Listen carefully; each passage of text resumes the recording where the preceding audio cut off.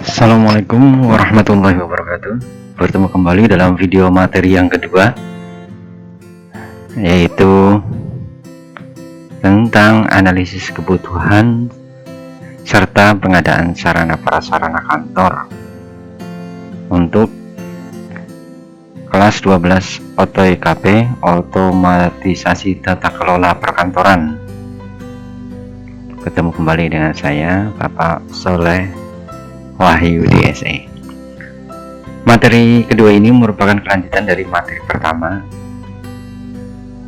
yaitu tentang perencanaan pengadaan sarana dan prasarana kantor, sehingga untuk kompetensi dasar atau KD-nya, standar kompetensi dasarnya pun masih kita menggunakan kompetensi dasar untuk pengetahuan yang 3.10, yaitu menganalisis perencanaan kebutuhan sarana dan prasarana kantor, dan kompetensi dasar untuk keterampilan yaitu membuat perencanaan kebutuhan sarana dan prasarana kantor.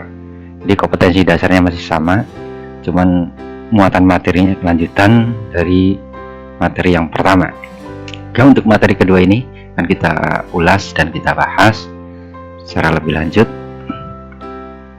Untuk pemahaman yang pertama, analisis kebutuhan sarana prasarana kantor. Analisis itu menganalisa atau memperkirakan, mengasumsikan bagaimana kebutuhan sarana prasarana kantor kita, baik yang sudah ada maupun perencanaan ke depannya. Untuk yang pertama, dalam analisis kebutuhan sarana prasarana kantor ini ada dua ya. Yang pertama itu analisis kebutuhan sarana kantor secara kuantitatif. Kalau dari pemahaman kuantitatif itu dari kata kuantitas, artinya dari segi jumlah. Nah, apa sih pemahaman secara istilahnya? Nah, ini kita bisa memahami analisis kebutuhan kuantitatif, yaitu merupakan analisis tentang frekuensi kegiatan, berapa jumlah perlengkapan, serta bagaimana penggunaannya. Nah, jadi kita ambil dari sudut frekuensi dan jumlah kegiatan ataupun perlengkapan dan bagaimana penggunaan dari sarana prasarana yang kita ada. Itu kalau kita melihat dari analisis kebutuhan kuantitatif. Kemudian yang kedua, analisis kebutuhan kualitatif. Apa itu? Itu merupakan analisis terhadap pengelompokan tentang jenis kegiatan dalam suatu organisasi. Apa maksudnya? Ya, ini di sini kita bagaimana menganalisis kebutuhan-kebutuhan sarana prasarana, baik dari segi kualitas atau mutu, tipe, dan jenis-jenis barang atau sarana prasarana yang kita butuhkan. Nah, jadi kita sudah memahami dengan menganalisis dari kebutuhan dari kuantitatif maupun kualitatif, kita akan bisa memahami kebutuhan sarana prasarana kantor yang akan kita buat nantinya. Oke, kita lanjutkan ke materi yang selanjutnya. Pengadaan sarana prasarana. Dalam pengadaan sarana prasarana, sebelumnya kita harus memahami dulu pengertian apa sih yang dimaksud pengadaan sarana prasarana, yaitu merupakan semua kegiatan penyediaan sarana dan prasarana untuk menunjang pelaksanaan tugas kantor.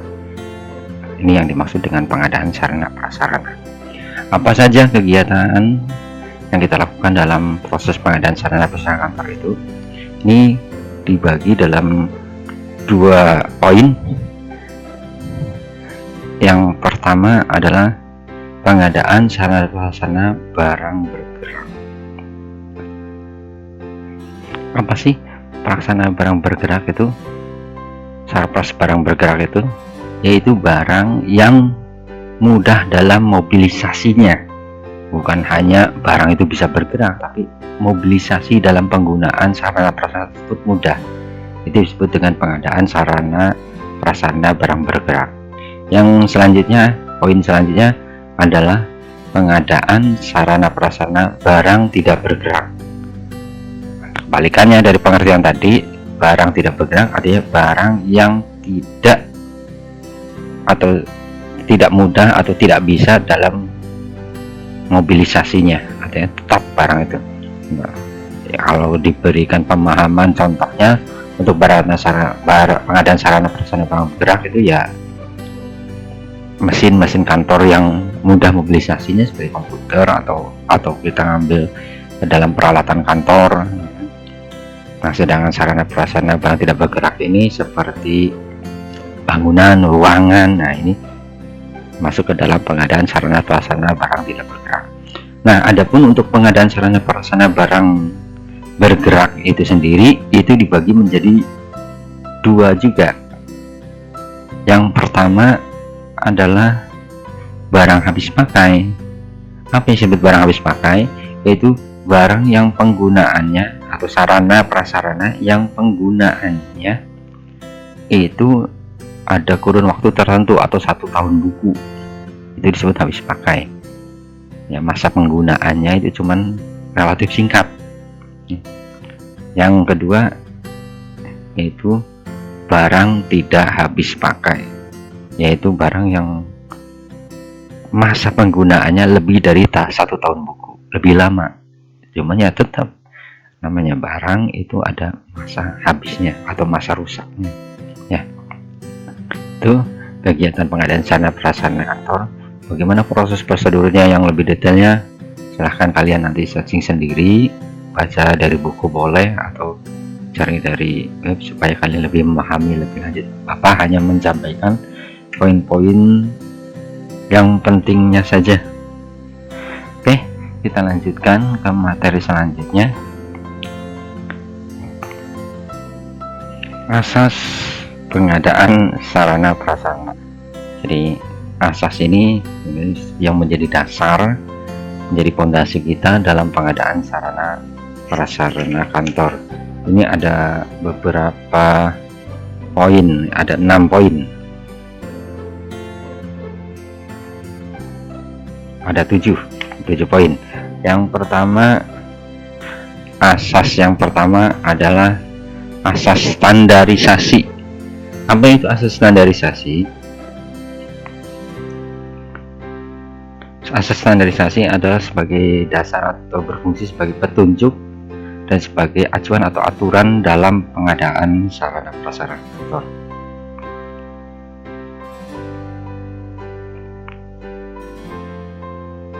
Hingga pemakaian sarana prasarana perkantoran memiliki standarisasi atau sebagai acuan-acuan dasar dalam hal pemakaian peralatan dan perabot kantor, sehingga sesuai dengan ukuran, bentuk, warna, buatan yang sama, dan penggunaan yang baik. Asas yang kedua yaitu kemampuan dan kelayakan. Maksudnya yaitu dalam penggunaan atau pemakaian peralatan dan perabot kantor ini harus efisien,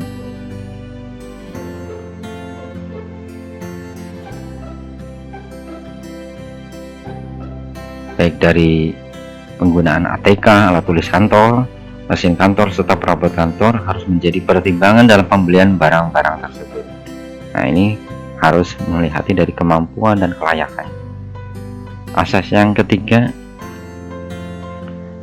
yaitu fleksibilitas dan biaya. Maksudnya fleksibilitas penggunaan dan biaya. Peralatan atau perlengkapan kantor seperti mesin kantor dan perabot kantor tidak hanya untuk satu kegiatan, namanya disebut fleksibilitas atau pekerjaan, tapi juga bisa dipergunakan untuk beberapa jenis kegiatan, sehingga istilah gampangnya serbaguna. Nah, jadi peralatan-peralatan itu tidak hanya satu fungsi saja, tapi punya berbagai fungsi untuk tujuan-tujuan usaha atau tujuan dari sebuah organisasi atau perusahaan tersebut. Asas yang keempat yaitu harga dan penawaran modal.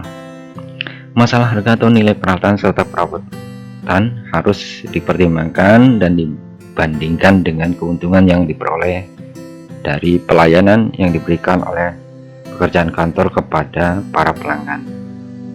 Oleh karena itu harus dipertimbangkan kemungkinan hasil yang akan diterima dengan biaya yang harus dibayar. Nah, ini juga harus menjadi dasar pemikiran kita dalam pengadaan sarana kantor. Yang kelima yaitu pekerjaan dan kegiatan. Hendaknya dalam sebagai tujuan dari pekerjaan dan kegiatan yang akan diselesaikan harus dirumuskan dengan jelas dan seksama serta diuji secara teliti. Hal ini dilakukan untuk menjamin bahwa jenis dan jumlah peralatan dan perabot yang kita butuhkan untuk menyelesaikan suatu pekerjaan itu bersifat esensial, penting ya. Nah, seperti itu. Jadi ini juga nanti akan mempengaruhi dalam prioritas pengadaan sarana. Selanjutnya yaitu keperluan dan kondisi. Maksudnya yaitu keperluan yang disesuaikan dengan kondisi setempat. Artinya setiap organisasi atau instansi atau perusahaan mempunyai situasi dan kondisi yang berbeda-beda. Perbedaan tersebut menyebabkan kebutuhan akan alat dan perabot kantor juga berbeda. Maka harus kita menyesuaikan bagaimana keperluan, urgensi, dan kondisi dari perusahaan tersebut. Asas yang terakhir yang ketujuh yaitu tentang nilai keindahan atau estetika. Estetika atau nilai keindahan penting dalam hal pengadaan sarana prasarana kantor. Hanya bentuk, ukuran, warna alat-alat perabot kantor dapat memberikan kesan yang baik bagi yang melihat, terutama bagi karyawan atau para pekerja. Juga pada saat peralatan, perlengkapan kantor yang ada di kantor itu indah, juga akan memberikan semangat yang baik dalam bekerja. Beda halnya pada saat peralatan atau perlengkapan kantor tersebut kurang bagus secara estetikanya. Ini akan menyebabkan suasana kerja juga kurang baik. Oke, kita lanjutkan. Ini itu saja untuk materi kita pada pertemuan ini. Semoga bisa bermanfaat untuk pelaksanaan pembelajaran selanjutnya. Ada satu lagi, yaitu tentang unsur-unsur yang terlibat dalam perencanaan pengadaan sarana prasarana kantor. Apa saja? Antara lain ya, kita lihat yang pertama adalah kepala divisi. Jadi pada saat kita bikin prosedur, maka harus memperhatikan siapa saja khususnya yang terlibat dalam perencanaan pengadaan sarana prasarana kantor. Yaitu pertama adalah kepala divisi, kemudian kepala unit, dan kepala tata usaha. Divisi, kepala bagian, kepala unit, kepala tata usaha, dan tidak penting dan yang paling tidak penting, yang paling penting juga yaitu bendahara. Kita akan koordinasi tentang masalah keuangannya. Dan yang terakhir adalah urusan perlengkapan. Inilah yang bagian bagaimana pemesanan dan pengalokasiannya nanti untuk urusan perlengkapan. Itu saja yang bisa disampaikan pada kesempatan video kali ini. Selamat belajar dan terus semangat. Assalamualaikum warahmatullahi wabarakatuh.